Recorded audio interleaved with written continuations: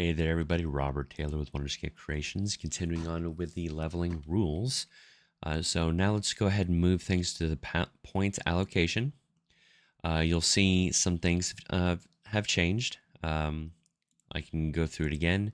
Traditional RPG is gone. Secondary progression is gone. But we have point allocation and respec rules. Because you don't need respec rules with traditional RPGs because there's nothing to respec. Because this respecking is for skill points, not skill points, attribute points. I will be adding a respec option for the class system once we get to skill trees and things like that, but that's phase 3 stuff. So for now, respec rules are sitting right here. As you can see, the XP curve is identical with everything that's there. Take what you want out of that and utilize it how you need. The difference that this one has is point allocation. So per level point awards. So we hit the plus sign here.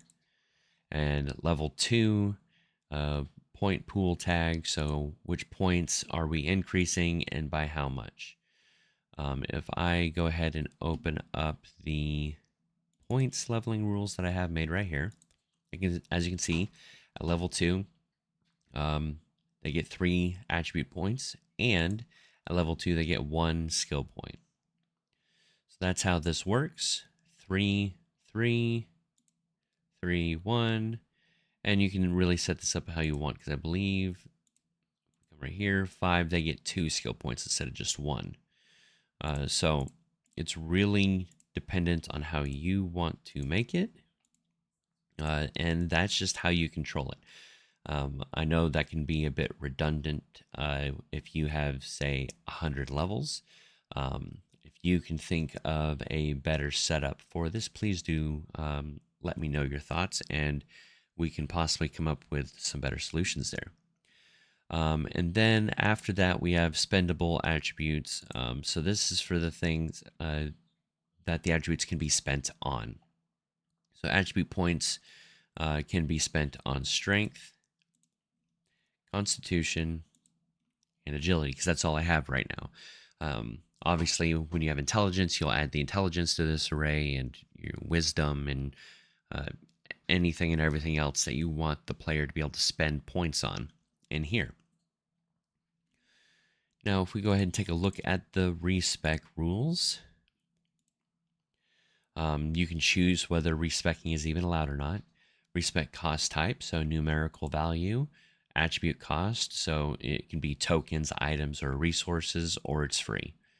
I don't think there's any other types of options, but do note that there are events that you can utilize to, and functions that you can utilize to help you set this up how you want on the blueprint side. So then, obviously, with numerical value, respec cost 100. If we go with attribute cost, for some reason it's still showing that one. That should be hidden. Respec cost attribute, so the attribute that it's going to cost. Oh, that's what that's for. So then we would make this a 1 and then choose what the attribute is that would cost it. Essentially, you could make it to where they consume a token that gives them a token attribute, or utilize this to have an item that when you give the item, it gives the token. You can set it up however you want.